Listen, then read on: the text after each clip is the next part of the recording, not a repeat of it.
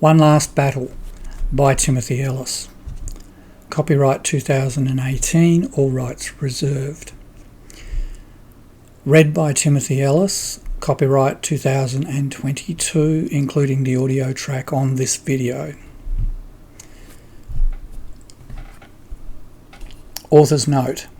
This story occurs 100 years before the beginning of Hero at Large. It is also 2 days before the 2515 story In the Long Road to Gaia. Chapter 1. I was only on the launch deck for one reason. The shuttle was taking me to an evac hospital for invaliding home.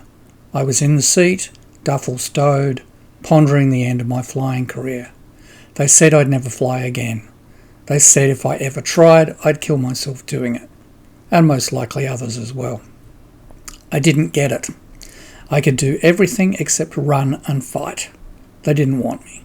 It was easier to train a new pilot. Fleet wanted command officers out of Fleet Officer School, not battered ex-fighter jocks. Now hear this. All pilots to your fighters, launched by squadrons, this is not a drill. I didn't need to see to know what was happening.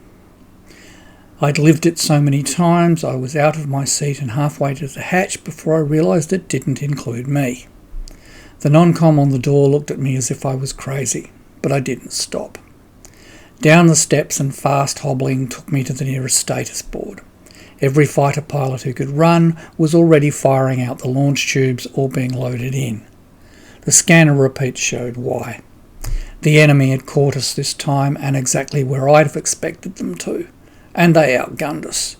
2 smaller carriers to our larger one. Fleet-wise, about the same mixture, but it was the fighters which always concerned me. Fighters won battles. Fleets delivered them, and if you were down to just the fleet, you'd already lost. A fighter pilot viewpoint to be sure, and one which capital ship weenies objected to, but maybe I was biased. I'd never been in a full fleet action before, and no one else in the American sector had either. It had been 50 years since capital ships had fought a Jutland-like action, and Jutland still held the record for the number of big hulls involved. Fighters did the grunt work these days. The brass had sent a fighter recon ahead, and so had the Germans.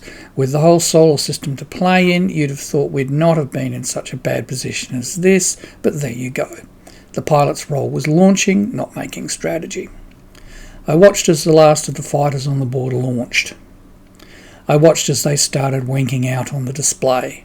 One in particular caught my eye and tightened my chest. Mine. Something was wrong. This wasn't going as well as it should have. "Sir, what are you doing here, sir?" My old squadron's crew chief had recognised me standing there. "Any birds left?" I heard myself asked. "Yours was reassigned." "I know, it's already gone. What's left?" "Not much. 6 birds too damaged to fly, and... There's the CAG's personal bird, sir, but don't even think about it." I thought about it. The display was showing enemy fighters now as well, and ours were winking out faster than theirs was. The CAG was a penguin. He rarely ever flew anymore. And his ship was the best. "Get me in the launch tube, Chief." He looked at me for a second before leading the way, running on ahead, calling over the deck crew. By the time I was caught up, they had the bird in the tube and stairs waiting for me. Someone threw a flight smock at me and stood there with the helmet. I slipped into it and limped up the stairs, still tugging on the zip. Long step, half jump in, and I was sitting. Canopy closed, belted in. Helmet on as the tube door closed behind me. Thumbs up to the deck officer, salute and brace. The catapult fired and I launched.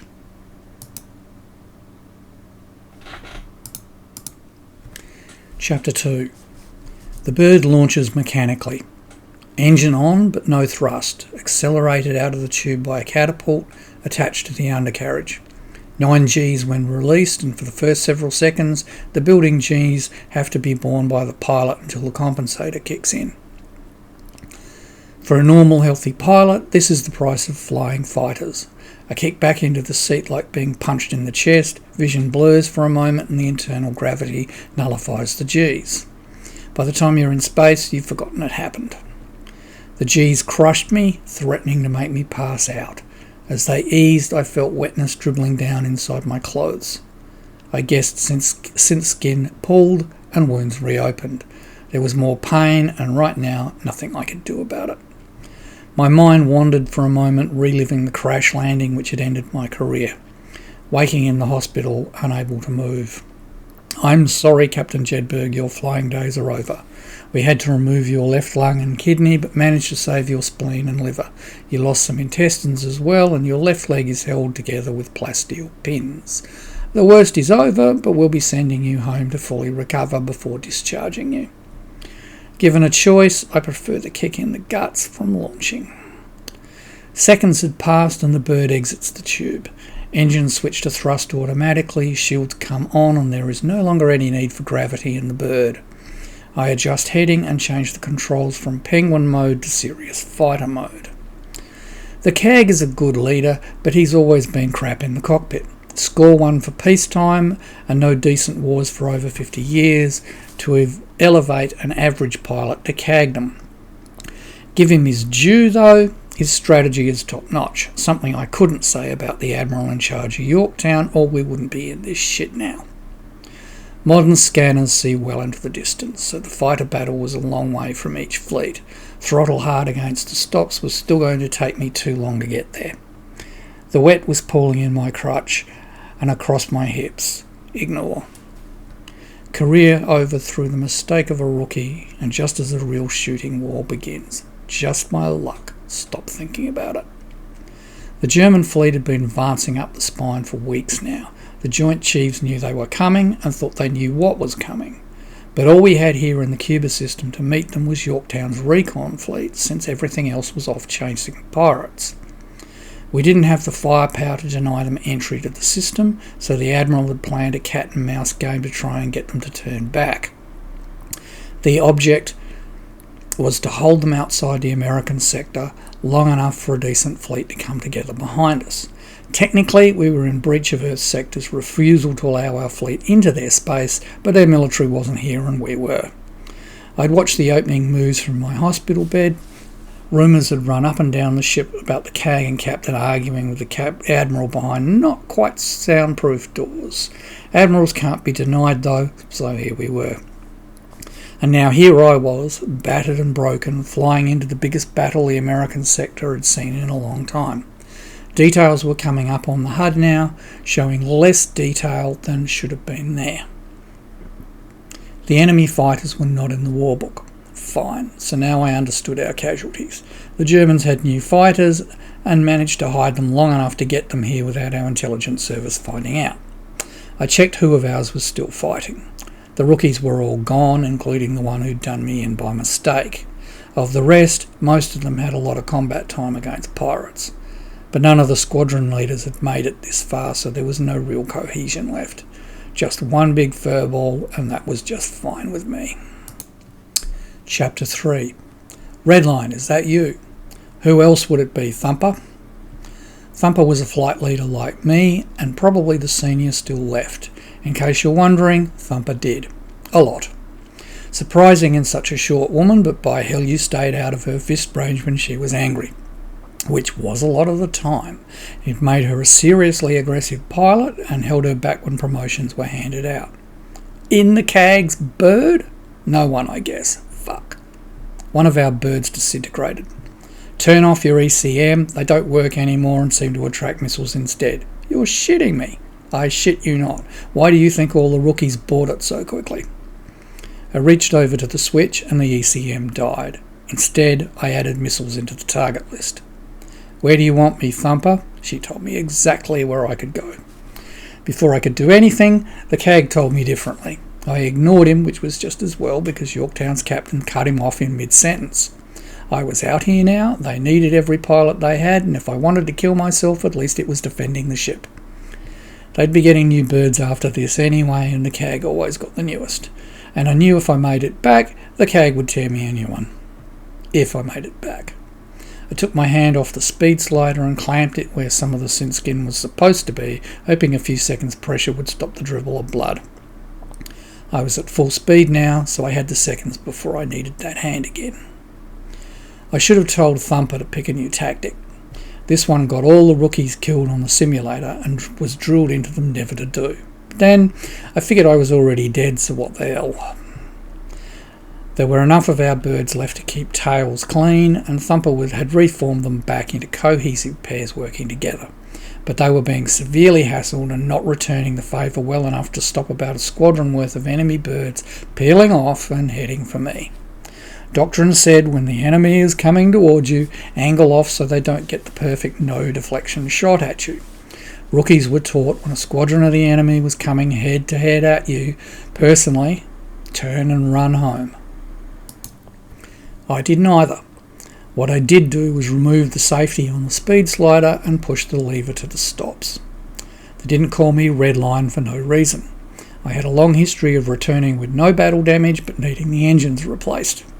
The only reason they left the pin in was for emergencies when the last erg of speed might save your life. What's an erg? Who cares?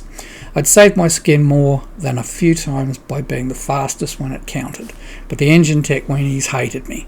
It was odd knowing I'd never have another argument with them. Eye on the ball, the wet trickle had resumed. I had two advantages. The enemy were coming on at a normal cruising speed, and unless somebody checked, they'd be assuming I was coming at them at this bird's top speed, which was well known to them, and less than what I was coming at. And as I cycled through them, I could see they were out of missiles while I was fully loaded. The bird had 4 hard points, 2 under each wing. Each one held 3 image recognition missiles.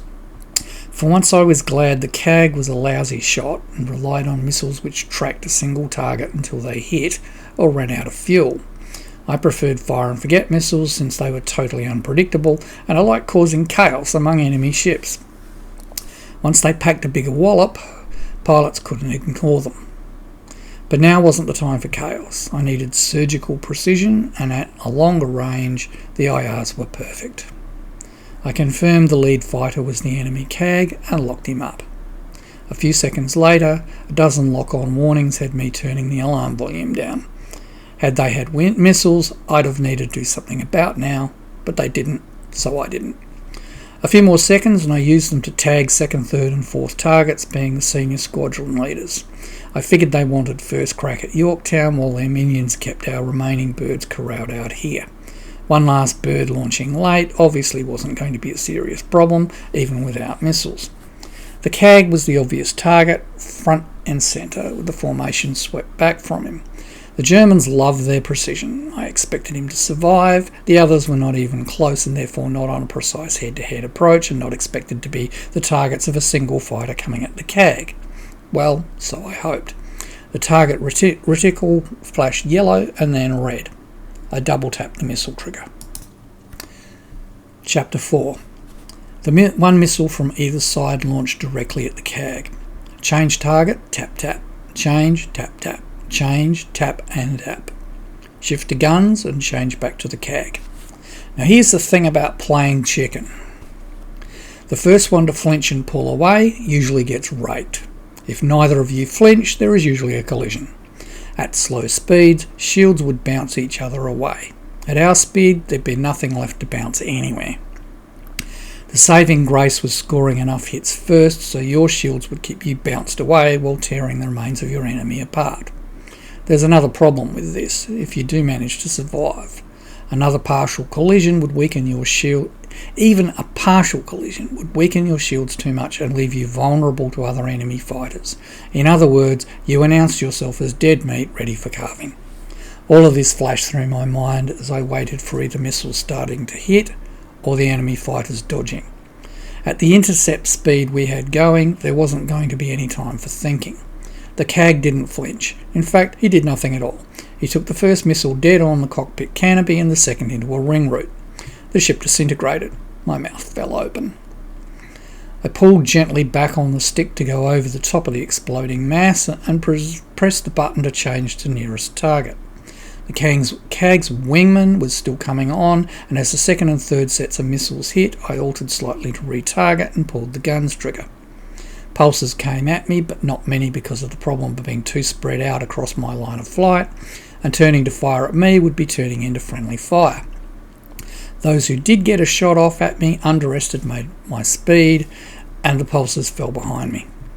My pulsers chewed through the wingman, and again I went slightly high to get over the top of him. The fourth set of missiles also hit, a bit belatedly, and I was 5 kills to 0 in the first pass. Some debris damage to shields, but not enough to worry me. I had a few seconds to fire at someone else further down the line, and then I was past.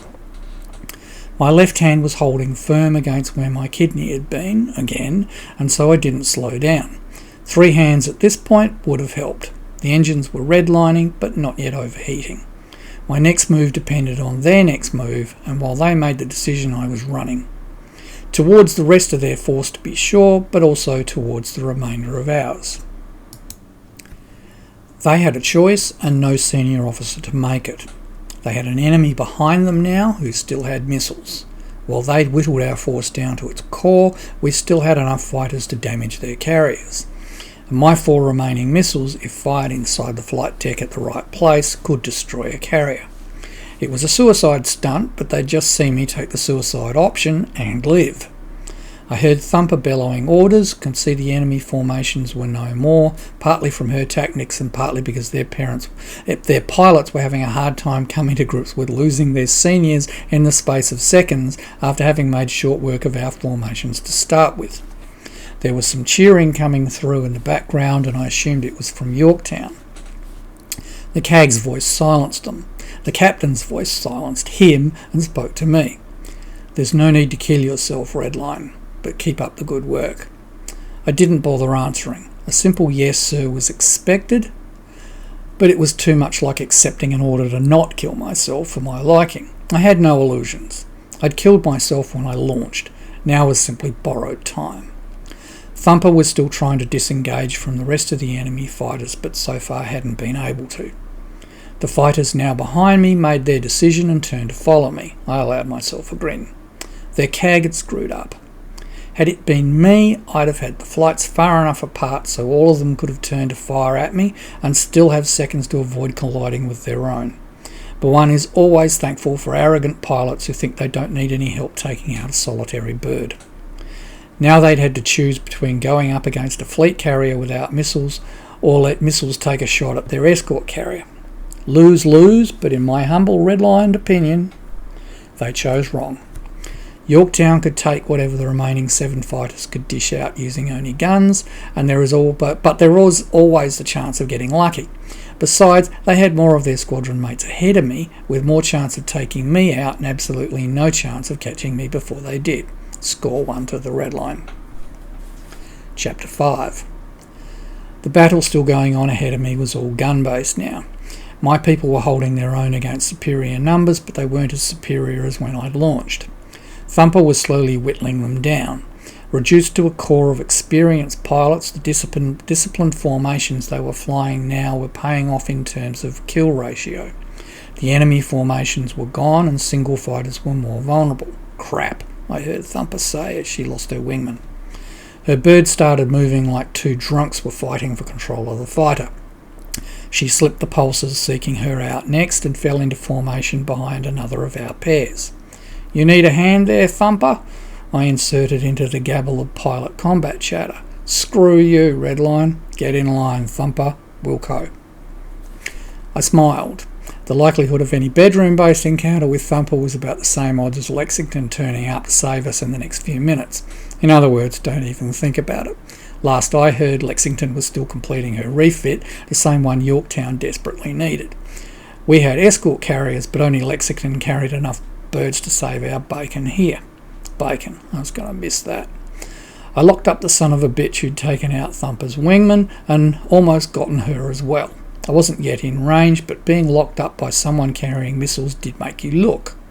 And suddenly being aware of your own impending death tended to stop you planning the death of others. At least most of the time it did. Gun lock-up wasn't the same. The longer the range, the less reliable guns are, and good pilots didn't let anyone get too close. It was why our pilots were holding their own now. Spatial awareness, generated partly by scanners showing you where everyone was around you, and by keeping an eye on the rear image on the heads-up display, kept you moving in a way which kept enemy fighters out of your kill slot. It also stopped you concentrating on a target to the exclusion of all else, which tended to get you killed. It reduced combat to deflection shooting, and the odds of not getting hit improved the more deflection had to be applied. Of course, there were pilots with superb deflection shooting skills, and there was also just plain bad luck, which is why I was surprised to find my new target seemed to be ignoring me. Maybe he thought everyone was out of missiles, and since I was still too far away to even consider guns, I wasn't therefore a threat. I altered course slightly to close directly on my new target, finger hovering over the missile button. The question was, how many did I fire? Pop the question, Redline. My eyes blinked twice before realising Thumper was giving an order, not propositioning me. The HUD icon flashed yellow and then red. Tap. Two things happened at once. The target jinked away from whoever he was now set on, and Thumper went to full speed, angling for a deflection shot, leaving the cover of her wingmates. They angled after her, knowing a lone bird would become a target, and trying to give her the shot. Our mutual target can't have been paying attention. He turned to face her, and in doing so took my missile up the arse. The fighter staggered, slowing, and he lost his ability to aim for a few seconds, during which both Thumper and I opened fire with our guns. Both sets of pulses hit, and one more debris field began cluttering up space. Thumper angled to pull in behind me, as I'd told her to. The pair behind her picked off another enemy fighter trying to revenge her kill. "Slow down, Redline. Pull it out, Thumper. You pull it out, Redline. I already did." Fuck. She obviously pulled the pin on her speed slider and slid into position behind my left wing. It reminded me to check my engine status. Beginning to become a worry, but speed was what I needed now. I picked a target between me and the enemy carriers and continued my speed run, right hand waiting to fire again, left hand still trying to stem the blood flow. At the last second, the enemy turned inwards towards me, and we both fired for a few seconds before turning away slightly and blasting past each other. Thumper had a few more seconds to fire and was well past as well. We both hit, but not enough for a kill. I continued straight on, and now on the other side of the main combat area and heading for the carriers. The dot on my scanner, which had been our last target, vanished as the pair behind Thumper finished it off.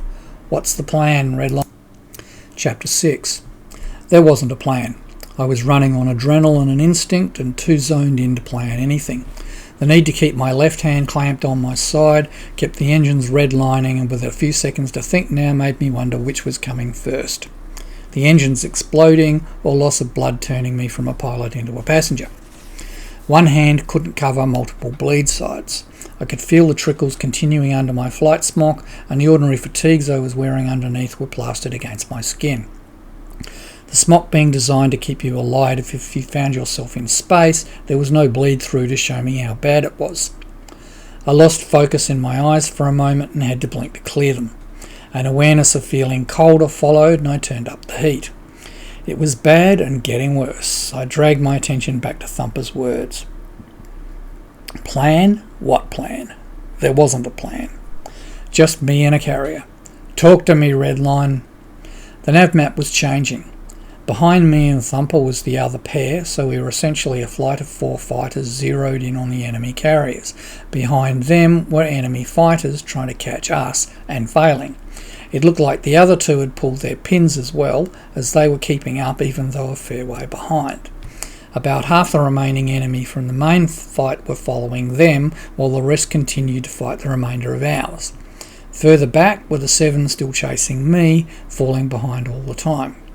What was I going to do? Die. Yeah, I got that already. No need to highlight it. A part of me didn't want to die, but now was too late to voice it. I'd made the decision by getting into the bird. Just escort me in, I heard myself say. There was a pause, which I assumed was Thumper swearing under her breath. You don't have to do that, she said quietly. Got your back, said Fall Down, who I assumed was in the pair following us. Godspeed, Redline, said the captain. There was nothing else to say, so no one said anything. Even the combat chatter behind us had stopped. I checked the nav to find out why. Everyone was chasing me now. And when I mean everyone, I mean everyone. Yorktown was moving with her screen in V formation ahead of her, following me. It was a sight to behold, and I never thought the Admiral would do something like this. He was strictly a launch-and-forget Admiral. The captain, on the other hand, was a go-getter. There was no way we could take out both carriers on our own, which meant fleet action. Maybe we'd have lost, but even in losing we could defend the American sector. A slugfest with two equal fleets would most likely end in a draw, and I wished them luck. I wouldn't be there for it. Target missiles, I said. I'd already added them, but the others wouldn't have. We were used to our ECM keeping most missiles off us. Now we'd have to take them out the old-fashioned way by treating them as an enemy fighter. It took balls of steel to pick off missiles with only your guns, but as they say, no guts, no glory. The minutes were ticking down. The engines were heating up. My shorts were sticky wet. Chapter 7. You don't need to kill yourself, you know. What? Who said that? Who are you talking to, Redline? Thumper sounded confused. She wasn't the only one. I flipped off the comms. You don't have to die, the voice said again. Who are you? A face appeared in the rear view part of the HUD. I was so surprised I actually turned to look behind me, which was stupid because there was nothing behind me to see but the rear end of the bird, which is why the rear view was on the HUD in the first place. Pain was a reward. You can call me 13. Why? The head seemed to shrug, but a grin formed on the face. It's my name, at least in your language. What do you want? To pass on a message. From who? Your grandson. I don't have a grandson. Not yet. My brain flipped out. Maybe loss of blood, maybe a conversation which made no sense. I began to shiver, my eyes closed, and for a few seconds I was no one, nowhere. Jedburgh! I startled awake and groaned as the movement made my body pull against the harness. Get it together, Jedburgh. Your grandson wants to be born and we need him. What? The face changed and an image of a man wearing 4 stars on his shoulders appeared instead, and damned if he didn't look a lot like me. I don't have a son, let alone a grandson. You will if you decide to live. Too late now. No, it isn't. Chapter 8. For a moment I wasn't even sure where I was. The rear view was showing the rear view, and had I even seen anything else? The comms was off though, and I flipped it back on. Redline, you bastard, talk to me. Sorry, lost it for a bit. Are you alright? That's a big negative, but I'm hanging in there. Which gave me an idea. I repeat, what's the plan? Bunny hop with a twist. Silence. You're crazy. Yes, now's the time to peel off. I figured I was now less than a minute from the point defence range of the enemy fleet. It was designed for missiles, not anti-fighter, but all the same I was just a slower and bigger form of missile, although not as slow as their systems expected. I was gambling on no one thinking to up the maximum speed of the fighter lead calculations. The fleet ahead of me was moving now too, but it took me a few seconds to work out they were breaking off. The entire fleet was turning towards the jump point they'd come in through, leaving only 2 cruisers as a rear guard. Yorktown to all fighters. Job done, come on home. For a moment I didn't believe it. I could feel myself failing, and now it was the ear's turn. Redline, yelled Thumper. Break off now. I shook my head for a moment and looked again at the nav. There were new dots at our jump point, 2 large ones, one of whom was the old Midway herself. The 2 escort carriers were launching fighters, 4 squadrons each.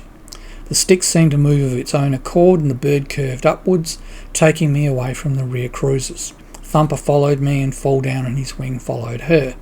The nav was crazy now.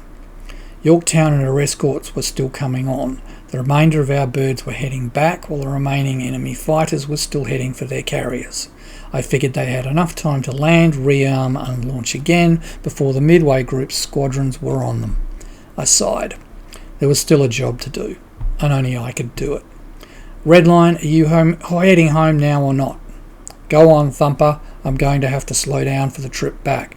You better too. Save me a park. I took my left hand off my side and pulled back the speed slider dramatically. The blood flow increased, but I left my hand where it was. I rolled the bird over towards Yorktown, and Thumper led the other 2 home. I was well off the track of the enemy fighters now, and they were showing no interest. And I knew damn well she wanted to refuel and rearm and get back out here again with the Midway Group. For me, it was limp home time. or not. The roll continued until I was pointed at the rear carrier and my hand rammed the speed slider to the stops again. There was a squeal from somewhere behind me. "Hold it together, baby," I muttered. The engine temps were nearing the end of the red now, and we didn't have much further to go, and I needed my hand back at my side. Even a gentle clamp-on hurt like hell, and I knew neither of us had much longer to go. I had one shot at this, and the odds were the future would have to do without another jetberg. Chapter 9. What the hell? I flipped off the comms. I didn't need to hear Thumper yelling the obvious. The nav was taking up all my attention. The oncoming remaining enemy fighters were catching up to me, but I was high side of them and heading down. I hoped I'd turned this right. I hope I'd timed this right. Just to make it look good, I started a slow roll, trying to make it look like the pilot was dead and the bird was losing it. It wasn't far from the truth, I figured. The fleet ahead of me was definitely running, but they'd opened up the formation to let their fighters land from the rear. Most carriers were designed with a single flight deck down the middle of the ship, allowing recovery from both ends if need be. At speed, recovery from the rear was the only option. My head shook, the stick wobbled as a result, and my eyes blurred. "Keep it together," I muttered. It looked right. I was coming down just in front of the lead fighters, and I didn't think they could catch me. If there was any point defence fire, I couldn't see it, but I was counting on their own birds being too close to fire at me. At the last second, I turned and headed for the landing deck. My finger tightened on the gun trigger, and well before entering, I was spraying gun pulses ahead of me. At full speed, I went through the middle of the carrier, hand working the joystick in tiny movements, making the pulses spray along the walls, deck and ceiling. I was praying for a miracle where a pulse would hit a window and blow it in, or a hatch and jam it. Or if I was really lucky, a shuttle or something with a full fuel load I could make an explosion with. Several puffs of gas and debris showed me several explosive decompressions, but no luck on the fuel explosion. Near the end, I took my left hand away again, pulled the slider back all the way, and came to a stop right at the end of the flight deck. The carrier kept moving ahead, and I started to go backwards. A no-engine flip pointed me back the way I'd come, and I toggled select nearest enemy. The carrier was too close to count, and it locked me the only enemy fight, The carrier was too close to count, and it locked the only enemy fighter to have come in behind me. Tap, and I sent it one of my remaining missiles. I was a quarter way down the flight deck now, and the explosion was a quarter the way from the other end. Debris went in all directions, and still moving down that way I could see hull breaches in several places. I turned the bird to point to the starboard side of the flight deck and waited for the flight control windows to come into view. Tap. The missile went straight through the strengthened glass and exploded well inside. As quick as I could, I locked up the carrier, selected the bridge as primary target, turned the bird to point towards the hole, and tapped again. The missile launched into the hole made by the previous one and turned upwards. I spun the bird to point out the back of the carrier and goosed the speed slider to push me out faster. There was a massive explosion above and behind me, and the whole ship staggered, bouncing me off the deck just before the end. I pushed the slider to the stops again, and had just cleared the end of the deck when there was another explosion behind me, this time being one of my engines. The bird started spinning, and I eased back the slider to stop the other engines doing the same thing. But I was too late. Another explosion, and the bird started tumbling uncontrollably, spinning at the same time. I cried out in pain, my eyes blurred to the point I couldn't really see at all, and my last thought was the life support system had switched over to my emergency supply. Everything went black. Chapter 10. Welcome back, sunshine. It was the same nurse I'd had after my accident.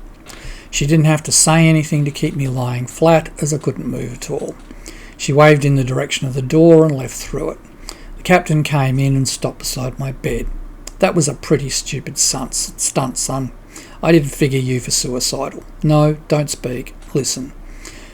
I ought to be court-martialing you for disobeying orders, but as it happens, most of the command staff would be in the dock with you, along with all our remaining pilots. Thumper and Fall Down went back after you as soon as they figured out what you were up to do. The rest turned around as well. After you went in, they were still too far away to help you, but the exploding fighter scared off the remaining enemy fighters and they landed on the other carrier. The two of them stayed with you until the search and rescue bird could get there.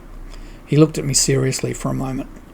I don't know if you'll ever fly again, but if you do, you can paint a carrier symbol on the side of it. We think one of your missiles hit something explosive and it tore a huge hole in the top and side around the bridge area. Secondary explosions continued for an hour after and they abandoned ship. We picked up the survivors since the rest of their fleet left them behind and jumped out. About 2 hours after you hit it, it came apart. I'm putting you in for a commendation. I sighed. I should have been thankful I was alive, but I wasn't sure why I was. But there was one thing bugging me. Sir, how come the fleet came after me? He laughed. Well now, we had a stroke of luck. The CAG and I were trying to get the Admiral to move the fleet to support you, but he was adamant. Worked himself up so bad he actually had a stroke. Left me in command and I got us moving. Probably saved your life too. They tell me you were only minutes from death when the SR bird got yours on board and down the lift. Had we not been as close as we were, we'd have been down yet another pilot. I guess you are anyway. Possibly, but heroes have options where crash victims don't. Just concentrate on getting well and we'll see what the options are when you're back on your feet. Yorktown is heading home for that refit we should have had last year, so no shuttle ride this time, you get a carrier ride instead. What about the German fleet? Won't they need us? He sighed. Well, they don't tell us everything. Our job was to meet whatever advance force they were sending and to delay it if we could. Thanks to you, we did our job. When we down jumped into Jamaica, we found the first elements of a battle fleet.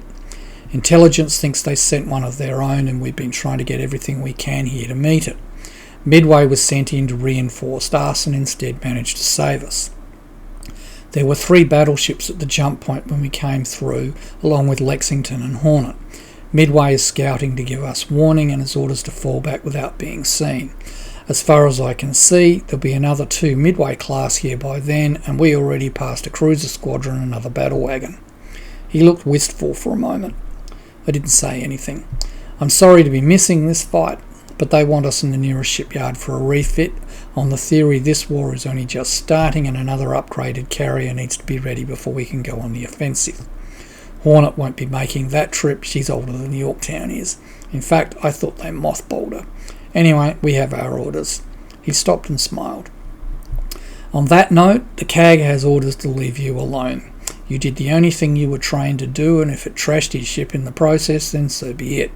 Speaking of trashing things, the rest of the pilots were transferred to Lexington as we went past. Thumper was furious she wouldn't be here when you woke up and had to be bodily forced back into her fighter. She sent you a vid after she landed over there. The docs will let you see it when they think you're ready for it. Your job is done. At least for now, so the only thing you need to worry about is getting well again. He saluted me, which wasn't appropriate without a hat on and in his sick bay. I appreciated the gesture though. He nodded and left, leaving me to drop back into sleep. When I woke again, I found I could move, albeit painfully. The doc came and went, and eventually my nurse sat me up. I had mail in the inbox as well as reports. The damage to the CAG's bird made me flinch, which hurt. The SAR crew also made me flinch. The SAR crew report also made me flinch. Apparently the emergency life support did switch on and I was breathing just fine, or as well as you could with one lung, but the rest of me was giving out. The vid from Thumper was short. They tell me you're going to live. You better. We have a war to fight. But after that stunt you pulled, we're changing your call sign. She paused and gave me a wicked grin. Get well, bunny hop. The end.